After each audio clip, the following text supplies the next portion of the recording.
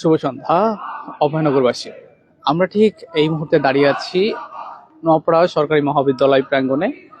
ঠিক মঞ্চটি যেখানে আপনারা দেখে থাকেন, যারা চিরাচরিত আমাদের নওপাড়া মহাবিদ্যালয়ের মাঠ সম্পর্কে জানেন, ঠিক আজকের ওই মাঠেই অনুষ্ঠিত হচ্ছে আরাফাত রহমান কোকো 16 দলীয় নাইট শ্যাডো টুর্নামেন্ট 2025।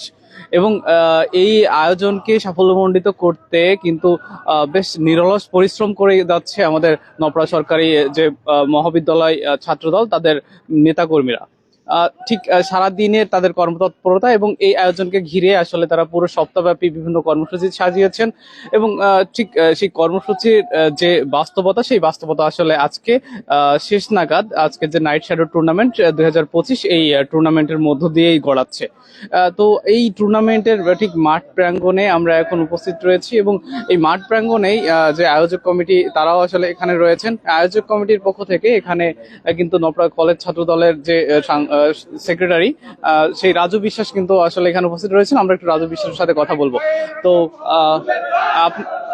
আপনাদের এই যে আজকে নাইট শ্যাডো টুর্নামেন্ট, এটা আসলে আপনাদের প্রস্তুতি কতদিন ধরে? আসলে আমাদের প্রস্তুতি প্রায় প্রায় 20 থেকে 22 দিন ধরে। আমরা অনেক দিন ধরে এই প্রস্তুতিটা নিয়েছিলাম। এই যুব সমাজকে মাদক মুক্ত করার জন্য আমরা এই প্রস্তুতিটা নিয়েছিলাম, যেন যুবক সমাজ যেন মাদকের ভিতরে না যাইতে পারে, সেই জন্য খেলাধুলায় মনোনিবেশ করতে পারে। সেই জন্য আমরা এই আরাফাত রহমান কোকো স্মৃতি টুর্নামেন্ট আয়োজন করেছিলাম। একদিন ব্যাপী এখানে উপস্থিত থাকবেন যশোর জেলা ছাত্র দলের ভারপ্রাপ্ত সভাপতি ওমর ফারুক তারেক, প্রধান অতিথি হিসেবে উপস্থিত থাকবেন তিনি, এবং আমার থানা বিএনপির সকল নেতৃবৃন্দ এখানে উপস্থিত থাকবেন।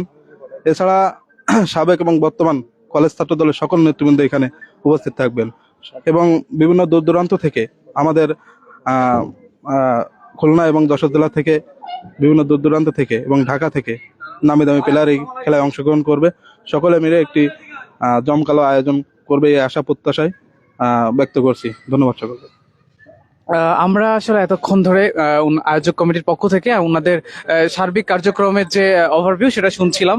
এই মুহূর্তে কিন্তু আসলে তাদের যশোর জেলা ছাত্র দলের নেতৃবৃন্দ মাঠে এসে উপস্থিত হয়েছেন। আমরা আপনাদেরকে ঠিক মাঠ প্রাঙ্গণে নিয়ে যাওয়ার চেষ্টা করছি এবং ঠিক দেখানোর চেষ্টা করব এই মুহূর্তে আসলে তাদের প্রস্তুতির শেষ অবস্থা এবং এই যশোর জেলা ছাত্র দলের নেতৃবৃন্দের আসলে উপস্থিতির মধ্য দিয়ে কিন্তু আজকের আয়োজন আসলে শুরু হতে যাচ্ছে। তো দর্শক যারা এখন পর্যন্ত আমাদের সাথে যুক্ত আছেন, তারা আসলে দেখতে থাকুন আজকের ঠিক মাঠ প্রাঙ্গণে কি হতে যাচ্ছে নাইট শ্যাডো টুর্নামেন্টে, এবং নাইট শ্যাডো টুর্নামেন্টের প্রথম থেকে শেষ অবধি কি কি আয়োজন থাকছে সেই আয়োজনগুলো আপনাদের সামনে আমরা তুলে ধরবো।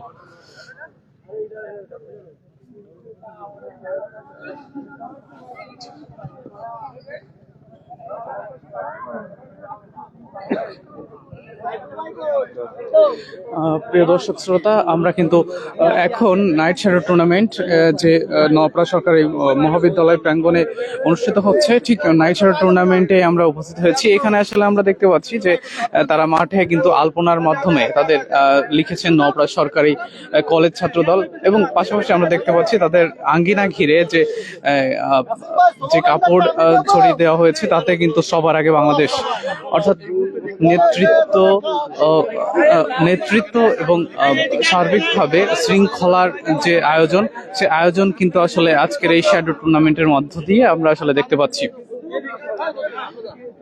প্রিয় দর্শক শ্রোতা, এখানে ইতোমধ্যেই আসলে নওপাড়া কলেজ ছাত্র দলের ঠিক আমন্ত্রণে এখানে উপস্থিত হয়েছে যশোর জেলা ছাত্র দলের নেতৃবৃন্দ, পৌর ছাত্র দলের নেতৃবৃন্দ এবং সর্বস্তরের বাংলার জাতীয়তাবাদী দলের বিভিন্ন স্তরের নেতৃবৃন্দ।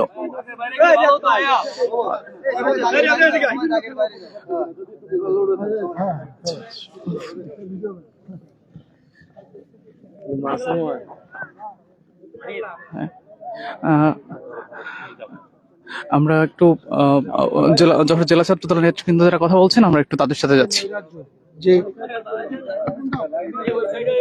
যে নৈরাজ্য, যে সন্ত্রাসী কর্মকাণ্ড, যে মাদকাসক্ত, তার থেকে বের হয়ে আসার জন্য আসলে এই খেলাধুলাটা আমাদের বড়ই প্রয়োজন। যুব সমাজকে ভালো পথে আনতে গেলে, স্বাভাবিক পথে রাখতে গেলে